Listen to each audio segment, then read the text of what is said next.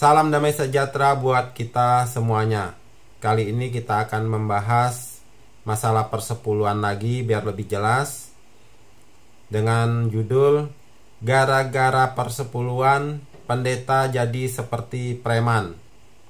Sebelumnya saya mau membacakan ayat terlebih dahulu di Efesus 2 ayat 15.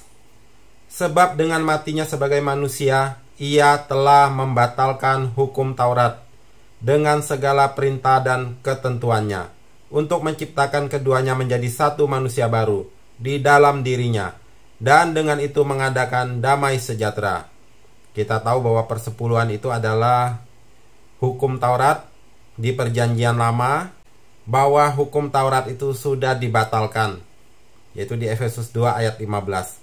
Sebab dengan matinya sebagai manusia, ia telah membatalkan hukum Taurat dengan segala perintah dan ketentuannya. Membatalkan hukum Taurat dengan segala perintah dan ketentuannya. Itu kita ingat ya.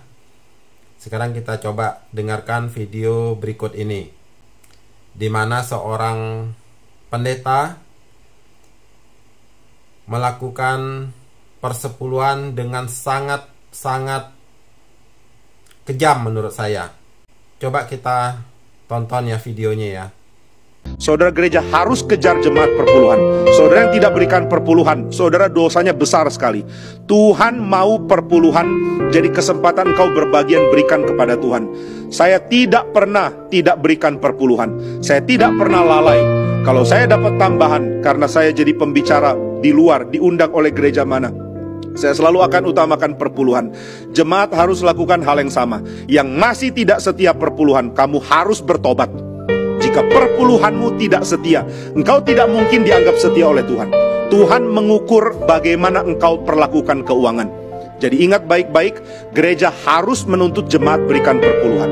Saya pikir kadang-kadang saya lupa tuntut orang berikan perpuluhan, tapi ini harus. Kadang-kadang catatan perpuluhan harus dibaca oleh hamba Tuhan, lalu diselidiki mana yang belum berikan perpuluhan, lalu harus ditegur. Kenapa mesti ditegur? Karena itu dosa. Saudara lihat ada orang berzina, langsung ditegur. Saudara lihat ada orang terlibat seks yang tidak beres, harus ditegur. Jemaat yang keuangan tidak beres, wajib ditegur. Maka saya akan ketatkan ini. Saudara yang daftar namanya memberikan perpuluhannya sangat tidak setia, kami akan tegur. Kami akan berikan peringatan kalau perlu. Tapi saudara harus tahu, perpuluhanmu tidak dikelola oleh pendeta. Perpuluhanmu tidak dikelola oleh nyonya pendeta. Perpuluhanmu dikelola oleh bendahara yang bertanggung jawab kepada sinode.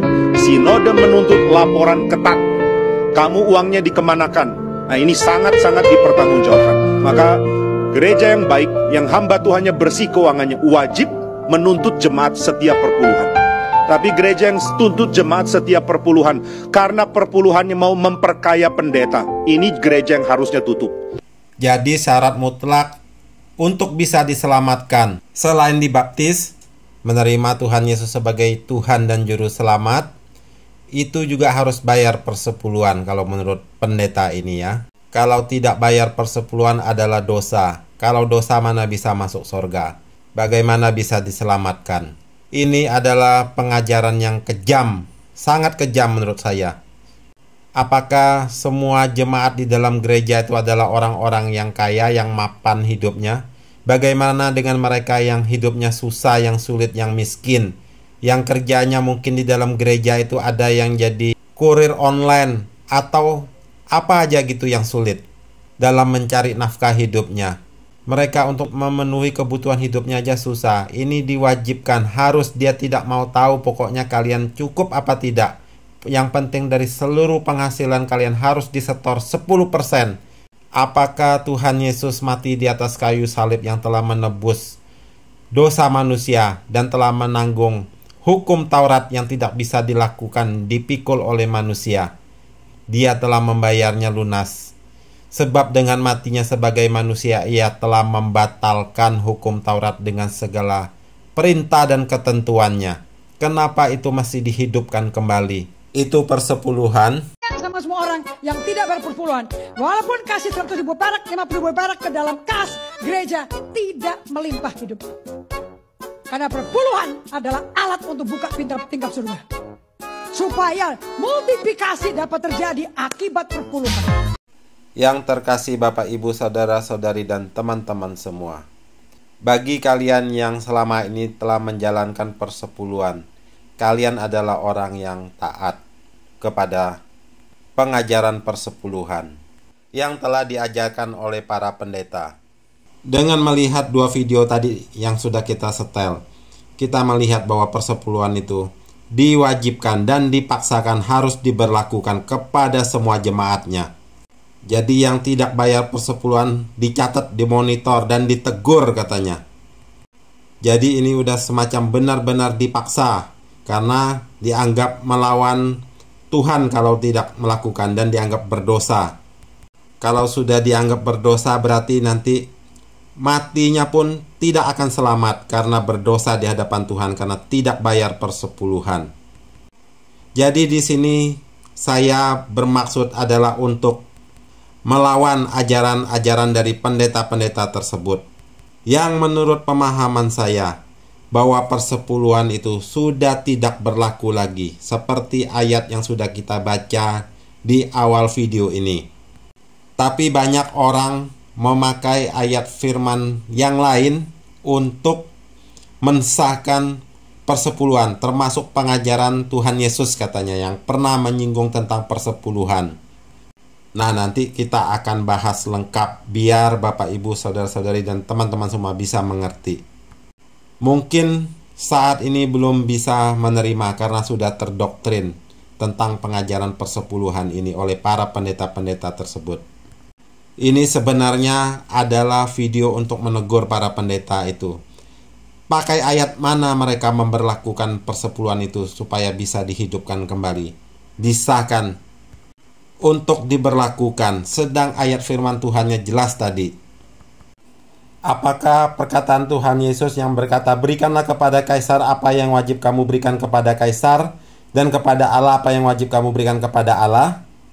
Itu adalah membicarakan tentang membayar pajak kepada Kaisar, bukan membicarakan persepuluhan.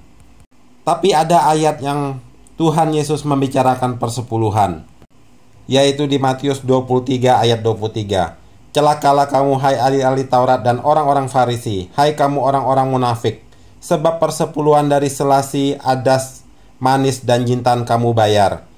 Tetapi yang terpenting dalam hukum Taurat kamu abaikan, yaitu keadilan dan belas kasihan dan kesetiaan. Yang satu harus dilakukan dan yang lain jangan diabaikan. Apakah ayat firman Tuhan ini yang mengesahkan bahwa persepuluhan tetap masih harus wajib dilakukan sebagai hal yang paten dari perkataan Tuhan Yesus? Ingat, perkataan Tuhan Yesus ini adalah perkataan Dia sebagai Mesias yang menggenapi hukum Taurat. Tidak mungkin Dia tidak meniadakan hukum Taurat, karena kedatangannya adalah untuk menggenapi hukum Taurat. Ingat ya, itu kata kuncinya. Kedatangan Tuhan Yesus di dalam dunia ini adalah untuk menggenapi hukum Taurat, bukan meniadakannya.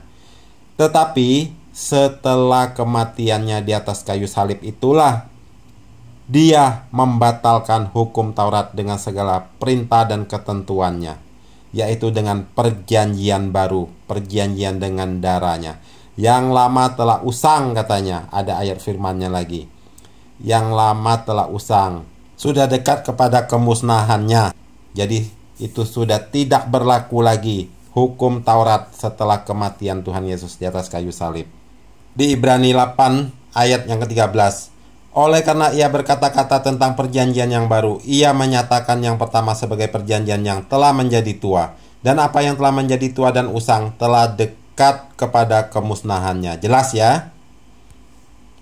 Jadi hukum Taurat sudah dibatalkan dengan kematian Tuhan Yesus di atas kayu salib, dan Dia mengadakan perjanjian yang baru oleh darahnya. Ini tidak bisa disangkal. Terus ada yang mengatakan lagi, Tuhan Yesus yang berkata katanya, sebelum lenyap langit dan bumi, tidak ada satu titik iota pun dari hukum Taurat ditiadakan. Kita baca ya biar lebih jelas di Matius 5 ayat 18. Karena aku berkata kepadamu, sesungguhnya selama belum lenyap langit dan bumi ini, satu iota atau satu titik pun tidak akan ditiadakan dari hukum Taurat sebelum semuanya terjadi. Itu maksudnya lain. Kalau itu diberlakukan, berarti kalian yang sekarang ini, orang-orang Kristen, harus disunat bagi yang pria. Kalian jangan makan babi. Kalian jangan makan makanan yang diharamkan di dalam hukum Taurat itu, jelas. Kalian harus mempersembahkan darah binatang kalau kalian berdosa. Karena masih diberlakukan, ya kan? Tidak satu iota atau satu titik pun tidak akan ditiadakan dari hukum Taurat sebelum semuanya terjadi. Artinya apa? Artinya jejak perjanjian Tuhan dengan manusia di dalam hukum Taurat itu bukan berarti diberlakukan. Tidak ada satu titik pun dari hukum Taurat itu ditiadakan. Tidak akan ditiadakan. Artinya jangan kalian buang itu hukum Taurat. Itu jejak sejarah pengenalan manusia akan Tuhan sampai kepada kedatangan Tuhan Yesus dan mati di atas kayu salib. Kalau ada ajaran lain yang tiba-tiba muncul tapi tidak komplit, itu loh maksudnya. Jadi jangan dibuang itu hukum Taurat. Jangan ditiadakan, jangan dibuang, artinya itu. Contoh jelasnya seperti ini. Seperti misalkan bapak, ibu, saudara-saudari membeli rumah. Tapi rumah yang kalian beli itu adalah rumah yang dibeli di bawah tangan. Maksudnya masih ada pemilik sebelumnya. Dan kalian adalah misalkan pemilik yang kedua. Ada pemilik pertamanya. Berarti rumah itu kalian beli. Di surat aktenya itu, sertifikatnya itu tercantum siapa pemilik rumah itu sebelum yang kalian beli itu. Itu maksudnya jangan ditiadakan. Itu jejaknya, penelusurannya. Berarti itu sah berlakunya itu loh. Sampai kepada pembeli terakhir, yaitu bapak, ibu, saudara-saudari itu. Itu adalah sah karena ada jejaknya. Tidak tiba-tiba sekonyong-konyong itu menjadi milik kita. Tapi dari mana asal usulnya gitu. Itu maksudnya jangan sampai ditiadakan. Tapi bukan masih diberlakukan. Bukan berarti yang milik pertama itu masih berlaku, berhak atas rumah yang sudah dibeli lunas, dibayar lunas sama kita, sama Tuhan Yesus. Itu loh maksudnya. Itu pengertiannya. Tapi ingat ya, bukan berarti semua hukum Taurat itu dibatalkan. Ada beberapa poin pengecualian, yaitu salah satunya tidak boleh makan darah. Di Kisah Para Rasul 15 itu jelas, itu ayat spesifik yang membicarakan tidak boleh makan darah, makan persembahan berhala, dari percabulan, dari binatang yang mati dicekik, dan dari darah. Itu ayat yang spesifik. Sama ini dengan persepuluhan. Yang makan darah ini orang comot ayat sana comot sini untuk memperlakukan supaya itu apa? Mentolerir supaya makan darah itu tetap masih boleh katanya. Yaitu apa yang masuk dalam mulut tidak menajiskan, apa yang keluar dari mulut yang menajiskan, ya kan? Jadi semua boleh dimakan. Apa yang masuk di dalam mulut ke perut akan dibuang ke jamban. Ya. Apa itu lagi? Daging dan darah tidak mendapat bagian dalam kerajaan Allah, katanya kan.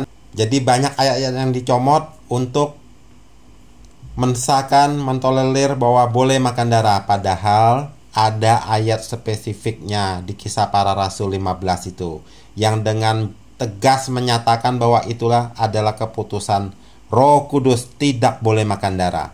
Sama dengan persepuluhan ini. Sebab dengan matinya sebagai manusia, ia telah membatalkan hukum Taurat dengan segala perintah dan ketentuannya. Tetapi ada beberapa poin yang masih berlaku, yaitu di Kisah Para Rasul 15. Itu yang tidak boleh dilakukan. Jelas ya? Kita kembali ke sidang Yerusalem tadi, keputusan Roh Kudus. Mengapa diadakan sidang itu? Karena ada bangsa-bangsa lain di luar Israel yang mau percaya kepada Tuhan Yesus. Apakah mereka harus seperti orang Israel disunat? Nah, mereka bersidang para rasul-rasul itu. Ingat, mereka baru menerima baptisan pencurahan Roh Kudus di loteng Yerusalem yang telah dijanjikan. Ya kan? Nah, keputusan sidang Yerusalem itu adalah yang tadi saya sebut itu, tidak boleh makan darah salah satunya. Terus, jangan kita meletakkan pada tengkuk murid-murid itu suatu kok yang tidak dapat dipikul. Artinya beban yang berat, termasuk sunat, tidak usah dilakukan. Sekarang ditanya, lebih gampang melakukan sunat apa persepuluhan? Kalau sunat, sekali dipotong, selesai, berlaku seumur hidup. Tapi kalau persepuluhan, selama lu hidup, tetap masih berlaku sampai lu mati ibaratnya. Itu kan? Jadi berat melakukan sunat apa persepuluhan? Sunat aja tidak diberlakukan, apalagi persepuluhan. Kalau sunat hanya untuk pria. Kalau persepuluhan mau wanita, kalau dia udah kerja tetap dikenakan.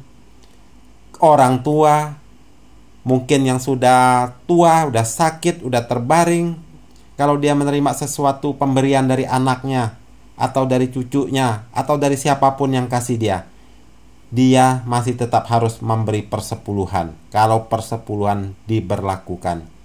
Jadi berat mana? Sunat aja kata para rasul itu tidak perlu dilakukan, apalagi ini persepuluhan. Jadi kata kuncinya apa? Jangan kita meletakkan pada tengkuk murid-murid itu suatu kuk yang tidak dapat dipikul, yang berat. Ya kan? Kita baca ayatnya nih. Di Kisah Para Rasul 15 ayat yang ke-10. Kalau demikian, mengapa kamu mau mencobai Allah dengan meletakkan pada tengkuk murid-murid itu suatu kuk yang tidak dapat dipikul, baik oleh nenek moyang kita maupun oleh kita sendiri. Ingat, di perjanjian lama Maleakhi itu Tuhan menegur, mengapa kamu menipu aku? Karena persepuluhan itu kan mereka tidak setia melakukannya, tidak sanggup melakukannya. Mereka menyimpang. Itu sudah ditebus Tuhan Yesus di atas kayu salib. Hukum Taurat sudah dibatalkan. Tuhan Yesus mengadakan perdamaian. Hukum Taurat sudah dibatalkan dengan segala peraturan dan ketentuannya. Ya, jelas ya. Jadi pendeta-pendeta yang menerapkan hukum persepuluhan masih diberlakukan sampai sekarang saat ini. Prinsipnya dari mana mereka mendapatkan bahwa hukum Taurat itu masih bisa diberlakukan, wajib hukumnya, harus dilakukan. Kenapa kalian memperlakukan itu? Kenapa kalian memberlakukan itu? Persepuluhan masih diberlakukan. Sedangkan kata kuncinya adalah di sidang Yerusalem itu. Jangan kita meletakkan pada tengkuk murid-murid itu suatu kuk, suatu beban yang berat untuk mereka bisa percaya kepada Tuhan Yesus. Semestinya pendeta-pendeta itu kalau yang mendengar ini, mereka harus bertobat. Ini ada contoh cerita untuk pendeta-pendeta itu. Ada seorang pendeta melihat seorang pemulung yang lagi mengoes-ngoes mencari sesuatu di tempat pembuangan, ya kan? Kadang di sampah-sampah itu kan ada kues-kues, pemulung itu cari sesuatu. Terus pendeta ini sebagai pelaku firman, dia datang kepada pemulung itu, dia cerita tentang Tuhan Yesus, bahwa Yesus jalan keselamatan, percaya pada Tuhan Yesus bisa selamat. Terus pemulung itu tanya, apa syaratnya Pak Pendeta? Pak Pendeta ini bicara, kasih tahu, kamu harus dibaptis sebagai materai bahwa kamu percaya kepada Tuhan Yesus supaya kamu bisa diselamatkan. Terus pemulung ini tanya lagi, terus apa lagi Pak Pendeta? Pak Pendeta ini ngomong, habis baptis nanti kamu kalau ke gereja harus bayar persepuluhan. Pemulung ini kan nggak ngerti nih, apa tuh Pak Pendeta persepuluhan? Persepuluhan itu artinya setiap yang kamu dapat uangnya dari pekerjaanmu setiap bulan itu 1/10-nya harus disetor ke gereja. Kira-kira gimana? Pemulung ini udah hidupnya susah, cari makan aja buat kebutuhan hidupnya, keluarganya udah Senin Kemis, ya kan? Nggak mencukupi mungkin. Sedangkan harus dibebankan karena percaya Tuhan Yesus itu harus bayar 10% dari semua yang dia dapat. Ini melanggar nggak firman Tuhan tadi itu? Yang kata murid-murid itu, mengapa kamu mau mencobai Allah dengan meletakkan pada tengkuk murid-murid itu, orang-orang yang mau percaya itu, orang-orang yang mau percaya itu, suatu kuk yang tidak dapat dipikul, suatu beban berat. Kenapa kalian meletakkan kuk beban berat itu kepada orang yang mau percaya kepada Tuhan Yesus? Ya kan? Kalian para pendeta harus bertobat. Kalian melakukan persepuluhan itu terdoktrin dari angkatan-angkatan sebelumnya. Kalian sekolah terdoktrin, ya. Kalian cuma mengekor tapi tidak menyelidiki firman Tuhan itu dengan benar. Katanya kalian adalah pengajar yang merenungkan firman Tuhan siang dan malam. Kalian khusus untuk mengajar, ya, yang rohaninya lebih tinggi daripada jemaat-jemaat yang biasa-biasa. Tapi kenapa kalian tidak bisa mengartikan ini semua? Hah?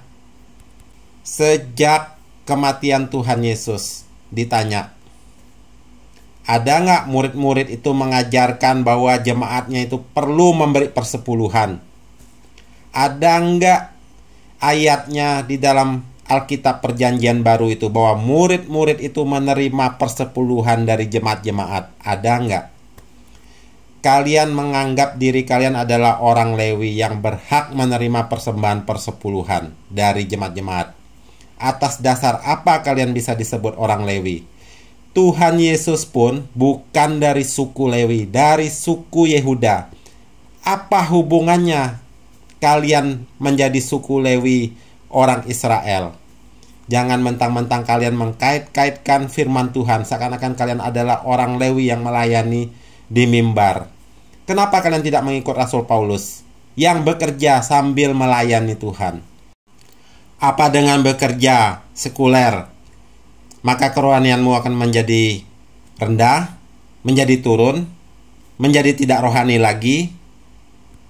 Apakah berdosa kalau kalian sambil bekerja seperti Rasul Paulus itu sambil melayani? Apakah itu suatu dosa di hadapan Tuhan? Apakah lebih tidak bersalah di hadapan Tuhan kalian melakukan persepuluhan? Menghidupkan kembali apa yang sudah dibatalkan oleh Tuhan Yesus? Kita tahu dari sejak para rasul-rasul setelah kematian Tuhan Yesus berjalan itu kekristenan, ya, mereka tidak melakukan persepuluhan, yaitu di gereja Katolik, ya.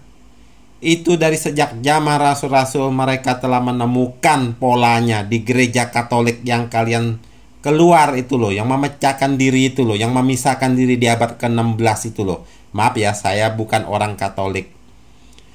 Kalian memisahkan diri dari Katolik yang sudah menemukan polanya, mereka tidak menjalankan persepuluhan. Kalian kenapa menjalankan persepuluhan? Dari sejak kalian menjalankan persepuluhan, tidak tahu siapa itu yang mencetuskannya, akhirnya semua mengekor. Dan lihatlah betapa banyaknya perpecahan-perpecahan gereja. Ada begitu banyak aliran-aliran. Kenapa mereka bisa pecah? Begitu banyak aliran-aliran. Mungkin karena duit, karena mamon. Mungkin juga karena merasa benar, menemukan pewayuan-pewayuan yang sono salah, yang sini salah, dia bikin sendiri aliran sendiri. Benar nggak? Yang satu menjalankan persepuluhan hanya dengan gaji, makan gaji. Yang satu lagi dia merasa orang Lewi ya. Itu semua persembahan, persepuluhan, segala macam menjadi milik dia sendiri, makan sendiri. Kalian yang menerapkan persepuluhan aja ribut.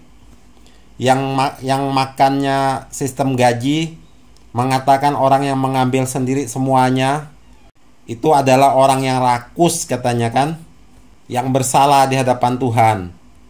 Nah, yang makannya mengambilnya sistem gaji, hanya digaji, merasa itu dia yang benar, tidak mengambil semuanya.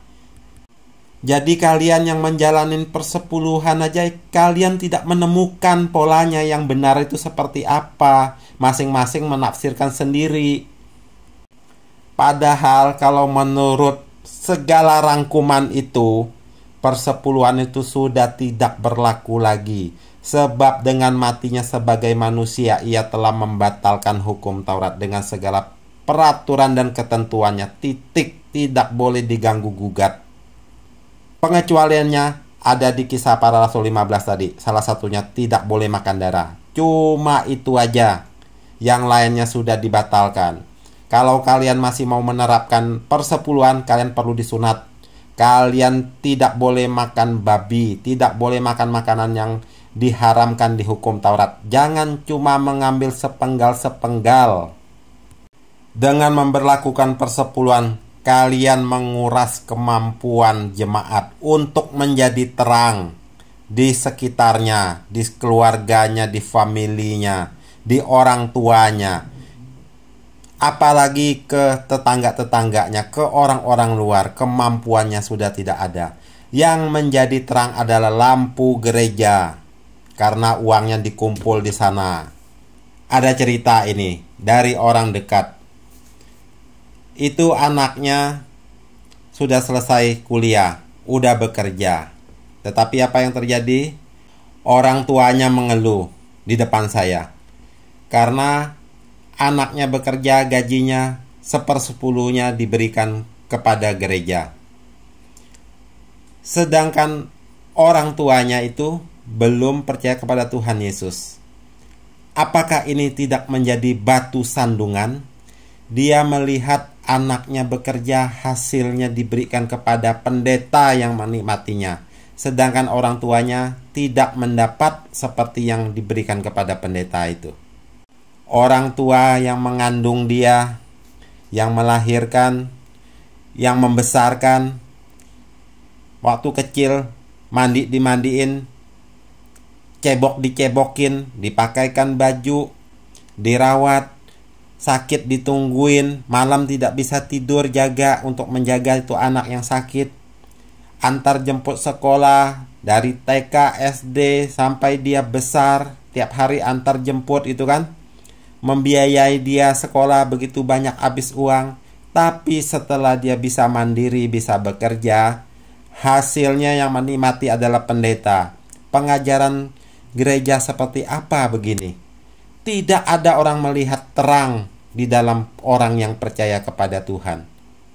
Karena mereka menilai anaknya dicuci otak, di framing, duitnya diambil buat ke gereja, buat kasih ke pendeta.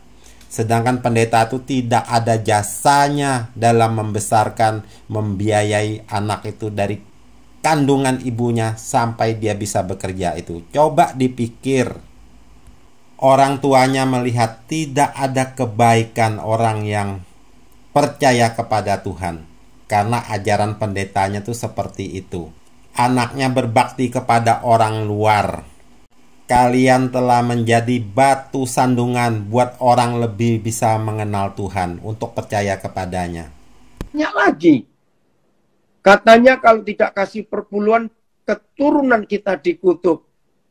Ngaco itu pendeta. Jangan dengar. Nggak ada orang nggak memberi perpuluhan kena kutuk. Itu pendeta setan itu, dalam nama Yesus. Cepat keluar dari gereja yang mengatai seperti itu. Maaf, Bahkan ada gereja pendetanya berani berkata, kalau kamu nggak memberi perpuluhan masuk neraka. Wih, ngeri. Saya mau katakan kepada saudara, Tuhan nggak pernah butuh duit kita. Saya ulangi, Tuhan nggak pernah butuh duit kita. Dia punya segala-galanya. Yang butuh duit itu para pendeta yang mata duitan itu. Maaf. Tapi saya heran, kok masih banyak jemaat yang mau dibodohi oleh pendeta-pendeta yang duit terus khotbahnya. Hari ini stop, saudara. Bicara itu. Kalau persepuluhan tidak lagi berlaku, lalu bagaimana kita memberi kepada Allah dengan prinsip yang seperti apa? Gitu ya.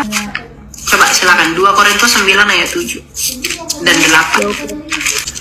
Jadi sikap kita sekarang orang Kristen di mana persepuluhan lagi sudah tidak berlaku karena keimamatan kita bukan lagi keimamatan Lewi melainkan keimamatan Kristus, maka dalam hal memberi kita harus memberi dengan kerelaan hati, memberi dengan sukacita. Jadi berapapun yang kamu berikan kepada Tuhan, berikanlah itu sebagai ucapan syukurmu dan rasa sukacitamu. Jadi tidak diatur lagi nih berapa persen, itu tidak berlaku. Jadi berilah kepada gereja, berilah kepada hamba Tuhan, berilah kepada siapapun yang kamu mau beri dengan kerelaan hatimu. Berapa yang kamu sanggup mau berikan, berapa yang rela kamu mau berikan. Makanya saya katakan tadi, bedakan persepuluhan dan bedakan perpuluhan. Persepuluhan itu 10%. Kalau perpuluhan berapa persen? 1%, 2%, 5%, 50%, bahkan 100% itu terserah. Tapi kalau persepuluhan itu tidak lagi berlaku. Begitu. Ya, kita bukan imam Lewi, kita sekarang sudah di dalam imam Kristus. Roh Kudus akan memimpin kita kepada jalannya yang benar, dan supaya kita bisa hidup di dalamnya. Tuhan Yesus memberkati kita semua. Amin.